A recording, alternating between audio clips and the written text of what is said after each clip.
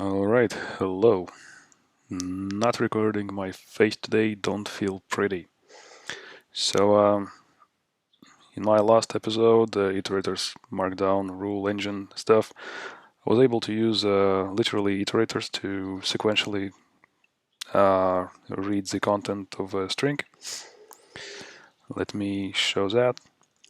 So I did promise that I will move the code into a struct, and I did. So I created a parser struct.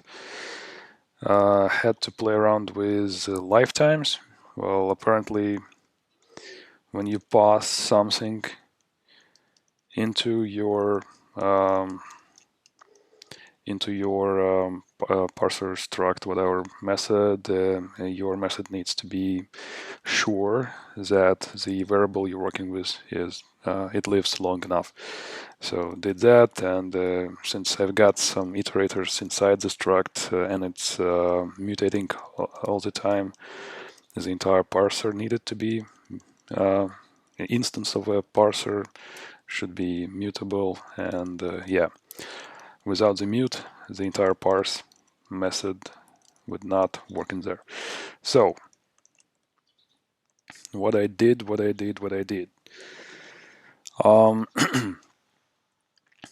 So as you see, I'm just passing in a constructor associated function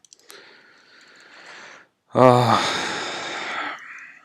expression, the character array, and then I build iterator, and I enumerate it, and I make it peekable. Let me explain what that does. So let's see what's happening.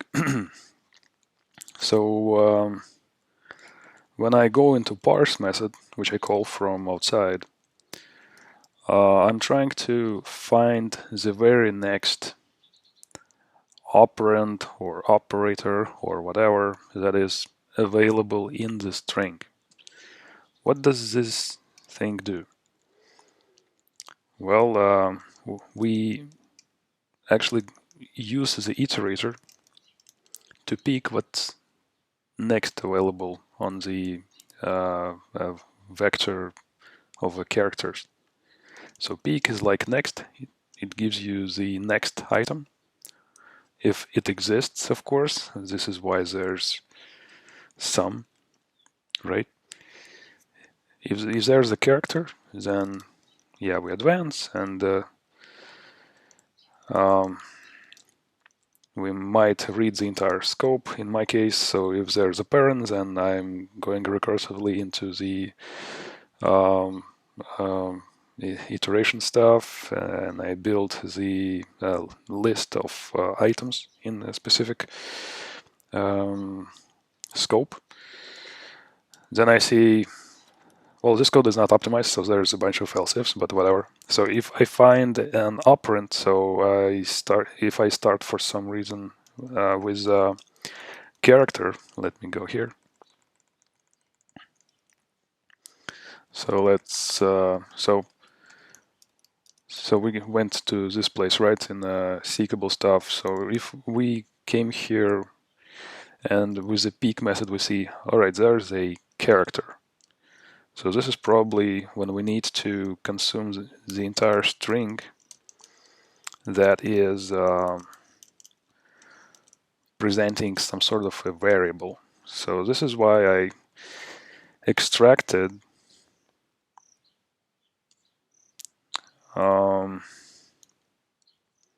consume variable method. So there's a consume variable method.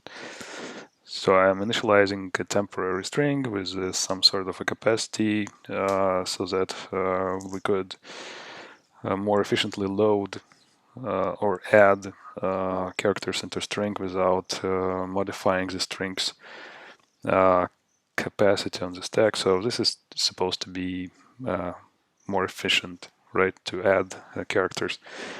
And then sequentially, yeah, I still check if the symbol in the loop, right, if the next symbol is still something that could be used for variables, so letters, maybe numbers, I will add those, or a point when we access the inner variable from the another variable object. Then so we push it to the temporary string, and then we return an operand, one of the possible operand types of enumerable I have. And yeah, this is returned up there. So next operand will immediately so break, and this root thing will be returned.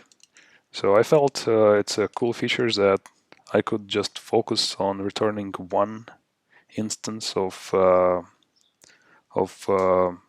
operand thing,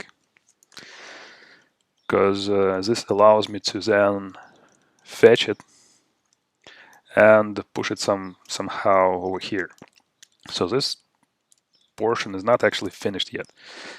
I don't handle actual operators. So if you look at the output here, when I'm processing the string, I don't work with operands yet. I don't construct like the structure of what's on the left of the plus sign, what's on the right of the plus sign. I don't just handle it yet. I just construct a list of whatever I have there, and then I will come up with a way to actually create this portion. So there will be a plus here, there will be something on the left, let's say the AA variable that we looked at, that we constructed from a string, and on the right there would be a entire scope, right? So I just give this. This will eventually go away because how can you work with lists? There will be an operator of all kinds. So I want to make this simple like function parser. So this is cool. I know in my example I will need to check for strings. I don't do it just yet, but yeah, maybe let's do it together. Why the hell not? I wanted to do it quick, but who am I to judge if I want to make it quick? Also, no, wait, then I will be explaining this stuff way too long. No, I'll leave it to the next session. So there you go. My code became kind of more declarative, okay? With the help of peekable stuff, I'm able to look, for example, I'm on this position, I'm able to look what's in here, but without advancing the iterator on this thing. So I can go ahead and with the next iteration just reread the variable and like continue tokenizing. At this point I'm just tokenizing the entire thing. So why do I have enumerate? So enumerate apparently allows me to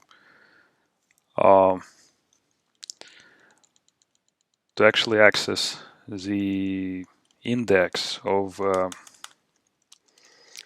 current item. So for example, I'm reading this, and I'm reading this, and then at some point in the future I will notice that, hold on, where is the closing parent? Where is the closing parent? Well, there's not a closing parent. And from this method, when this method returns me something, and I will probably return an error of some sort. I will say that, okay, there's probably a missing parent from here, and I will already know the index where I'm here, and I'll just throw the error, okay, there's a missing parent. So this will allow me to create a better debugger, not a debugger, tokenizing thing. Is that it? So yeah, I'm generally tokenizing stuff at this point. I will need to work with this stuff, but that will probably be for the next session. And as this little guy suggests here, please subscribe.